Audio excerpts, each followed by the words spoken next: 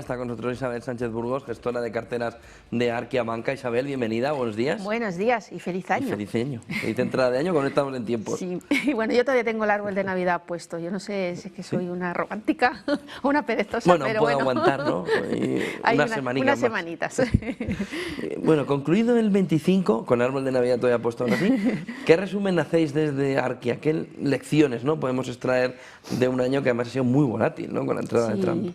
Sí, la verdad es que podemos decir que el 2025 ha sido un año bastante complejo, ¿no?, porque hemos tenido que lidiar con muchísimas incertidumbres provenientes de los bancos centrales, de unos datos económicos que a priori eran buenos, pero también de vez en cuando pues, nos daban algún sustillo, pues a veces poco claros, y una política comercial de Estados Unidos también pues muy cambiante, ¿no? Y en la parte final del año también pues, se añadió ese miedo a que la inteligencia artificial, la rentabilidad, ¿no?, de la inteligencia artificial a futuro pues no fuera lo que muchos estaban pensando, ¿no? Todo eso generó nerviosismo y ciertas correcciones y una toma de beneficios que, por otro lado, era normal, ¿no?, después de las revalorizaciones que habíamos visto en los índices. Vimos dispersión por sectores, por regiones, por tipos de inversión, lo que nos llevó a ser muy selectivos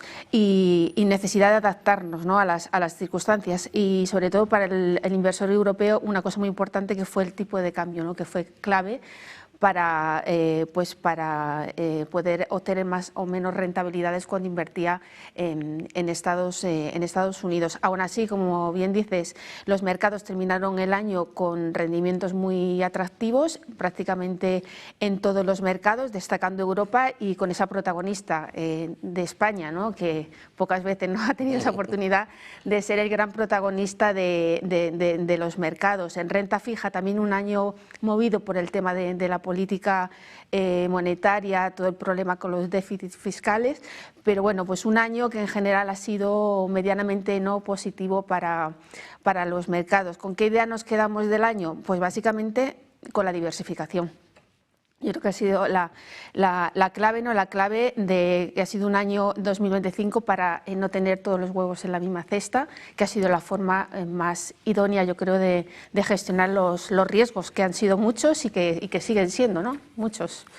De cara a 2026, ¿cuáles son los factores de riesgo? Porque vemos la geopolítica con un lío descomunal, pero hoy nos hemos despertado con esa también citación, investigación criminal contra Powell por parte de la administración Trump. ¿Qué riesgos hay? FED, beneficios empresariales, geopolítica, ¿dónde los colocáis y cómo veis todos los riesgos que van acercándose? Sí, lo cierto es que el año, como decimos, a pesar de todo eso, ha empezado con muy buen tono, tanto en Europa como en Estados Unidos y en los mercados emergentes en general. La que está un poquito más flojita es India, que no destaca tanto, ¿no?, pero el resto de mercados emergentes también bastante positivos. En Europa con rentabilidades de entre el 2 y el 3%. En renta en Estados Unidos estamos viendo que la parte más cíclica, representada a través del Dow Jones, un poquito mejor que el resto del mercado, pero también rentabilidades entre el 3-4%, muy interesantes. Y un matiz importante este año en los índices es que, al contrario de lo que ocurrió el año pasado, si vemos los índices americanos en euros, ahora están ofreciendo más que en dólares, ¿no?, lo cual también nos lleva un poco a reflexionar las estrategias, como las tenemos que extrapolar un poco más a medio y largo plazo, ¿no?, y no dejarnos llevar también por cosas muy puntuales, ¿no? Si miramos las carteras a nivel global, vemos, por ejemplo, que los estilos Value Growth, por ejemplo, las medias de los fondos de inversión Value Growth, más o menos están ofreciendo lo mismo. La rentabilidad media pues en torno al 3%, sin embargo en sectores estamos viendo un poco más de dispersión, vemos sobre todo materiales industriales, recursos naturales, los que más están subiendo, pero también tecnología, salud, un poco menos consumo, ahí hay un poquito más de dudas con temas regulatorios, pero también pues por temas de economía, pero al fin y al cabo todo parece que empieza con bastante optimismo. Sin embargo, como decías, y me he ido un poco por las ramas, pero la pregunta de los riesgos siguen ahí de cara a 2026 Y bueno, y basta ver pues lo que decías tú, toda la incertidumbre geopolítica, Venezuela, Ucrania, Irán, Groenlandia, no sé. Vamos sumando, bueno, vamos sumando, piezas, ¿no? Con titulares de Trump como nos tiene acostumbrados, ¿no? En un entorno de bastante fragilidad, entorno geopolítico bastante frágil. Eso es un riesgo que es verdad que los mercados muchas veces lo pasan por alto, pero si todo se une al final, pues eso es un factor de riesgo que el inversor no debe, debe tener muy en cuenta, ¿no? Luego tenemos la guerra comercial que sigue muy presente. Es verdad que este año Trump va a tener que centrarse más en la parte expansiva de su programa económico con las elecciones midterm, pero va a ser una constante y también tenemos que estar atentos al fallo sobre la legalidad de los aranceles, ¿no? Eso va a ser también un tema que nos tenga en vilo, ¿no? Los riesgos de política monetaria, no solo por lo que vayan a hacer los bancos centrales, sino, como decías tú también, pues todo el tema de Powell, ¿no? Tanto la renovación de la presidencia como ahora pues esa investigación penal, ¿no? Contra Powell.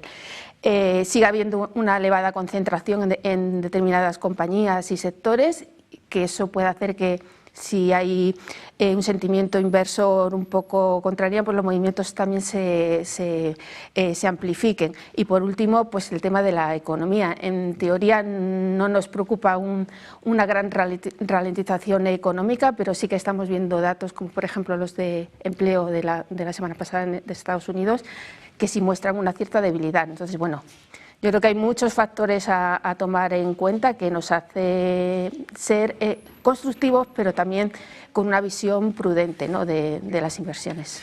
¿Se abren también nuevas oportunidades? ¿Cómo debe el inversor rotar? ¿Debe rotar ahora carteras? Sí, se abren oportunidades y, como te decía, somos constructivos en general, y hay que estar invertidos, creemos, pero hay que tener un enfoque cauteloso. Nosotros, de momento, el posicionamiento de partida que tenemos este año no cambia mucho de lo que veníamos haciendo el año pasado. En renta variable seguimos apostando por una diversificación amplia y en renta fija seguimos teniendo un enfoque bastante cauto, tanto en duración como en crédito. A nivel macro, ya te comentaba que el escenario es razonablemente positivo, la inflación más o menos se está controlando, hay crecimiento económico, pero bueno, hay que ser prudentes, ¿no? Y sobre todo hacer una inversión diversificada por regiones, Estados Unidos, Europa. Somos un poquito más constructivos con emergentes, que hemos sido años anteriores, que pueden beneficiarse de la demanda de materias primas, y por sectores creemos que es muy importante este año estar muy diversificados. La tecnología nos sigue gustando, creemos que seguirá siendo un motor de crecimiento de la economía, pese a esas dudas de la inteligencia artificial, salud, industria, finanzas, aunque han empezado un poquito más débiles, una estabilidad en los tipos también les beneficia, y un poquito más de cautela con consumo. Materias primas, creemos que va a haber volatilidad, pero también creemos que puede haber recorrido, aunque estemos viendo esos precios del oro, pero bueno, tanto como valor refugio como por tendencia de desarrollo industrial les puede beneficiar. Más cautos somos con tema petróleo, porque ahí, salvo que haya pues una tensión grave en el suministro, el aumento de la producción podría presionar los precios a la baja, ¿no? Y en divisas hemos arrancado con un dólar un poquito más fuerte, pero es verdad que preferimos no tomar posiciones direccionales y centrarnos más en la construcción de las carteras, ¿no?